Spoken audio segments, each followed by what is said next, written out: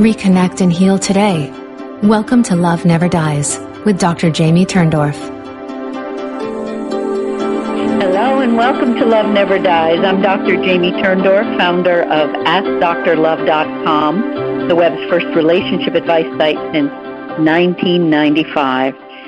Love Never Dies is my memoir and self-help book that shares the amazing true story of my spiritual reconnection with my beloved deceased husband, internationally renowned former Jesuit priest Émile Jean Pin. Jean's astonishing after-death manifestations prove to me that our relationships aren't meant to end with bodily death. And so I created my groundbreaking new transdimensional grief resolution method that brings my conflict resolution methods to the world of after-death communication. The result is a new way for you to reconnect and make peace with the deceased. Now, I always remind you that Jean's over-the-top manifestations aren't just meant for me. He told me right after he left his body, Jamie, let our love shine like a torch that lights the path for others.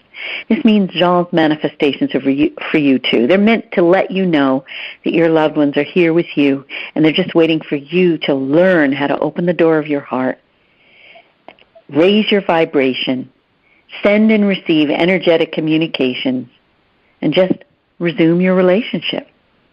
Now, I always begin with the stories that are examples of what we're going to be talking about in the show.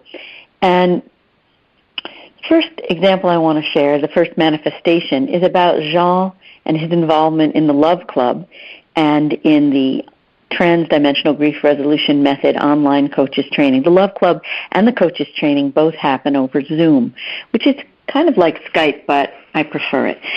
So for the past weeks, during each of our online groups, as soon as we begin, we see a guest avatar. And all the other coaches are logged in, and Jean seems to be logging in with this guest avatar. And recently in the online Love Club, I said, "Hi, Jean."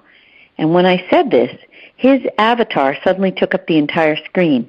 Now, this only happens when a participant is speaking. So his avatar was speaking and saying hi back. Isn't that cool? Now, this next story is a perfect segue into today's topic, finishing unfinished business with those in spirit. And this story is about a new member of the Love Club. I'll just make up her name, Annie. That's not her name, but I'll just say it. So Annie came to me because she was grieving the bodily loss of her daughter. She said that her daughter was diagnosed with leukemia, and 4 days later, she was out of her body. And Annie went on to say that her daughter was born male but wanted to become a female. Now, at that moment, even though Mom, Annie's face didn't change, I could somehow feel that she was blaming herself for missing something that her son needed, and that I thought she was secretly blaming herself, thinking that the gender identity conflict made her son get sick. At this moment, I heard her son, now daughter, say, "I am an equal blend of male and female."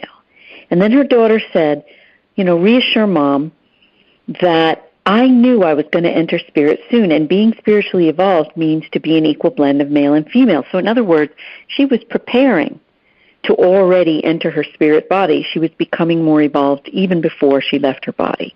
So when I said to Mom, "Your daughter is saying I am an equal blend of male and female," Mom burst into tears of relief, and she said, right after my daughter left her body, she told me that leukemia spelled backwards is I am equal.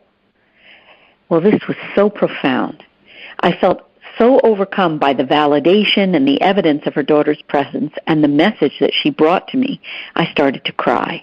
And then I said, "You see that I am weeping." These are the words that came out of my mouth.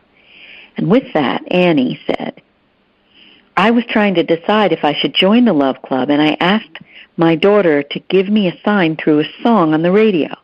And she said, I was in the car, and the song that came on was Jamie's Crying." Well, oh my gosh. She took the song as the validation, yes, go into Jamie's Love Club. But it was even more of a validation that it was like the future has already happened. And her daughter knew that in Mom's first love club group, I was going to be crying. Her daughter knew it. So look at that validation. And it took, a week for it to be fully realized. Unbelievable. So now that story is a really great transition into today's topic, because Mom had unfinished business with her daughter. She was still harboring so much guilt and the belief that she was secretly responsible for her daughter becoming so ill over her gender identity conflict. So, as you have probably figured out by now, so many of us harbor unfinished business with those in spirit. And as I say in Love Never Dies, Western grief therapy gives us no way of working out our unresolved issues with those in spirit. Now, if you were verbally or physically abused, which so many of us were, I don't want you to despair, because it's never too late to make peace with those in spirit.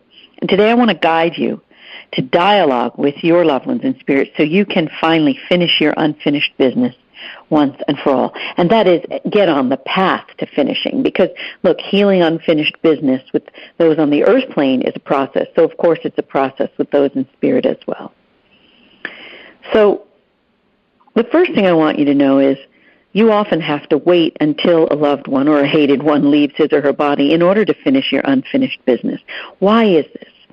Well, Jean brought me revelations regarding the transformations that occur after we leave our bodies. And so I learned that when someone enters spirit, that being has at the very least a clearer perspective on the mistakes that he or she made on the earth plane.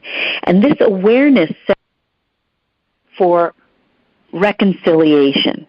It sets the stage for reconciliation. And while it's true that some beings are waiting with open arms to peace and shower us with love, others may need a little more nudging. But even the most unevolved beings know that their own spiritual progression requires them to right their wrongs by making amends with those of us who are on the earth plane.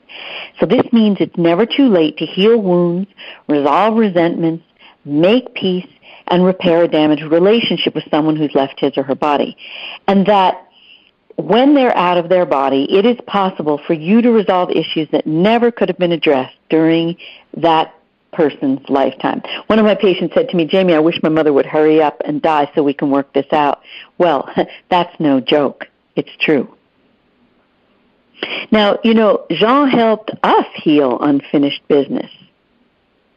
And in the beginning, even though Jean made a lot of amazing manifestations, my peace was often short-lived, and out of nowhere, phantoms would just leap from dark alleys of my psyche and ambush me and torment me with guilt.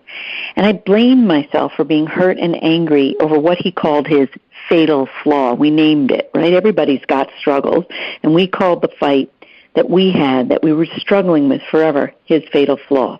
Now, in a nutshell, as Jean aged, he grew more and more apprehensive when I wanted to connect with him emotionally or sexually.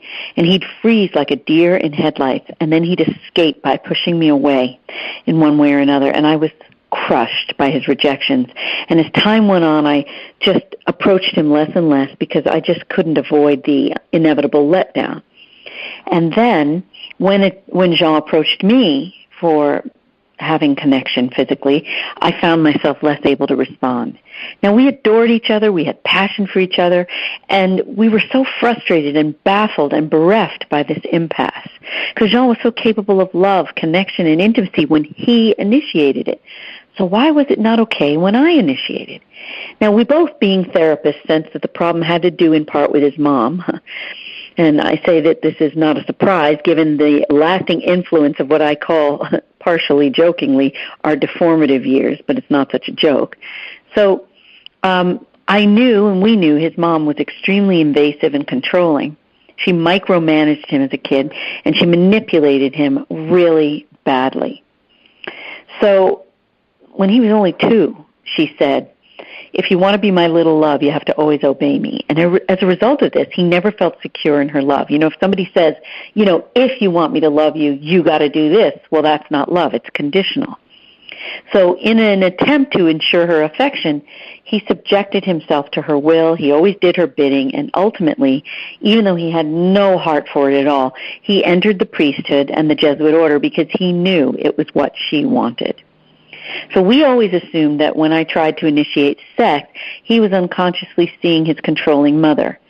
And his only recourse was to run for cover to avoid punishment, because rejecting me was simply a primitive act of self-preservation.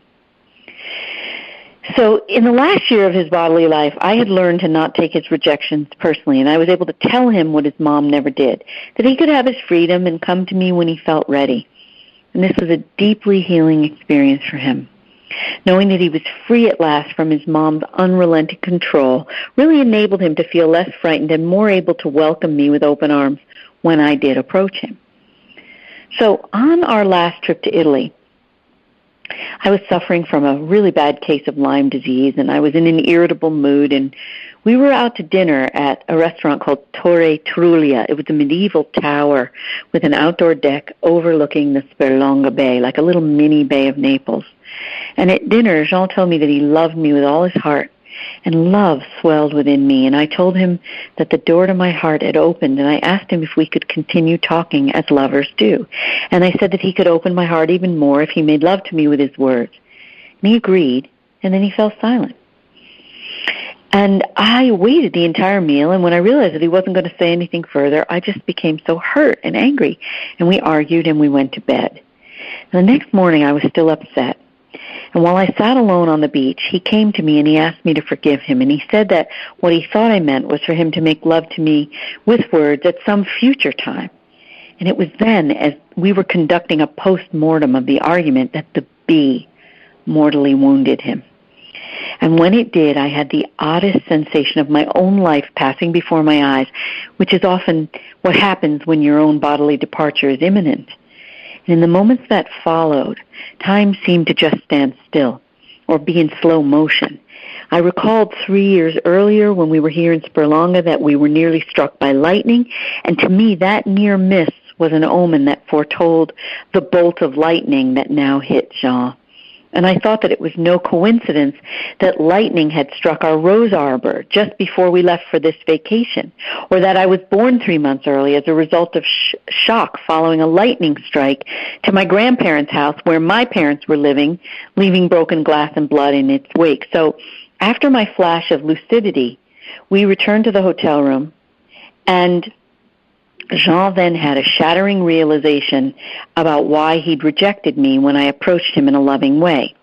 When we were in France, before coming to Italy, his niece had given him a book called Apprendre à vivre, and that means seize your life. And he had just read a passage in it that spoke directly to him. And he realized that his rejection of me was connected to his fear of death. And he told me that he was worried that he might leave his body, he said die in those days, without our affairs being in order.